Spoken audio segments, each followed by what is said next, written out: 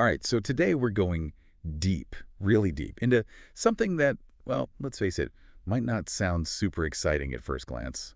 Financial reporting and compliance. But I gotta tell you, it's way more fascinating than it sounds. Oh, absolutely. And we've got all of your stuff here to help us navigate this. So no worries, we're not going to bore you with the basics. Right. We're going to assume you've at least heard of balance sheets and income statements. Yep. What we really want to do is uncover the juicy stuff, the stuff that's going to make you think differently about, well, everything.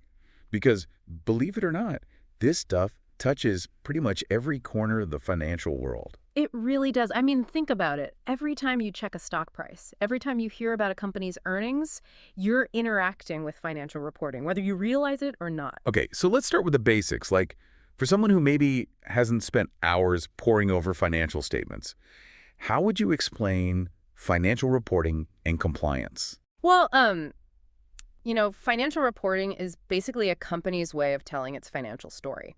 It's like a snapshot of their performance, their health, their overall financial well-being. Right. And compliance. That's all about making sure they're telling that story according to the rules, the guidelines that everyone has to follow. So it's kind of like a game, right? There's a set of rules, Mm-hmm. and everyone's got to play by those rules so we can actually compare apples to apples. Yeah, exactly.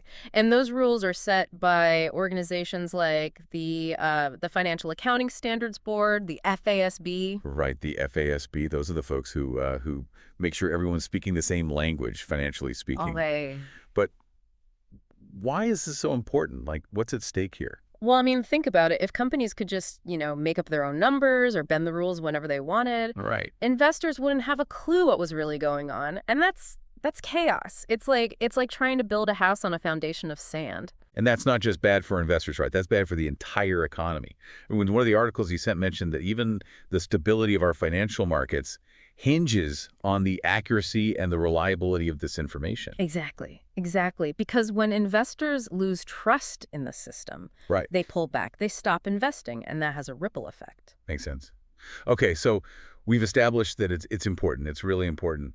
But, I mean, let's be real. This stuff can get pretty complex pretty fast. What are some of the biggest challenges that companies face when it comes to financial reporting and compliance? Oh, tons. I mean, for starters, the rules are constantly evolving. It's not a static thing. Right. The FASB is always updating standards, issuing new guidance, so companies have to stay on top of that, which can be a real headache. Yeah, I can imagine. Especially for larger companies with, tons of moving parts. And speaking of moving parts, data.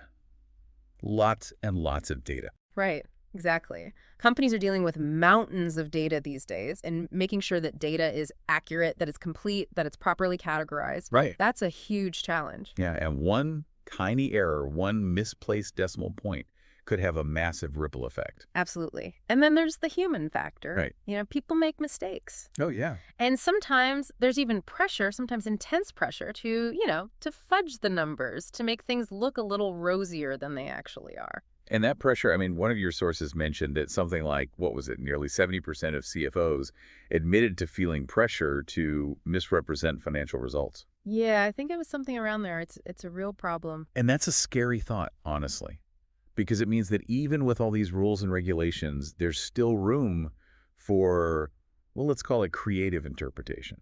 Unfortunately, yes. And that's why it's so important to have strong internal controls, to have checks and balances in place. But even then, it's a constant battle. Okay, so we've got evolving rules, we've got mountains of data, we've got the human factor, we've got pressure from, well, who knows where. Anything else? Anything else companies need to worry about? Oh, definitely. I mean, one of the biggest things these days is ESG reporting, environmental, social, and governance factors. Right, ESG. That's been a hot topic lately. Yeah. But what does it actually have to do with financial reporting? Well, more and more, investors are looking beyond just the financial numbers. They want to know how companies are impacting the world, not just their bottom line. Right. So things like sustainability, diversity, ethical practices, those are all becoming increasingly important. So it's kind of like companies are being graded on their behavior, their overall impact on the world. Exactly. And that's a whole new set of challenges for companies because there's no standardized framework for ESG reporting yet. So it's kind of like the Wild West out there, huh? Yeah, pretty much. But it's an area that's only going to become more important in the years to come. So, to sum it all up, financial reporting and compliance, It's not just about numbers. It's about trust. It's about transparency. It's about making sure that everyone's playing on a level playing field Right. and that the information we're all using to make decisions, whether it's about our investments or the economy as a whole, is as accurate and reliable as possible. Exactly. It's the bedrock of a functioning financial system. Well said. Well, this has been incredibly insightful.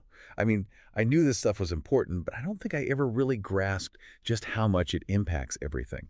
So for you listening, next time you see a headline about a company's earnings or you're researching a potential investment, remember what we talked about today. Yeah, remember, it's not just about the numbers themselves. It's about understanding the story behind those numbers, the context, the potential risks. Right. Because when you understand financial reporting and compliance, you're not just reading a balance sheet, you're reading between the lines. Yeah, And that's powerful. It gives you an edge. it does. It helps you see the bigger picture. Well, that's definitely a lot to think about. And it makes me wonder, like, what are some red flags that we should be looking for when we're evaluating a company? Hmm. Maybe that's something we can deep dive into another time. But for now, thanks for joining us. Thanks for having me. This has been great. It has. All right, until next time. See ya.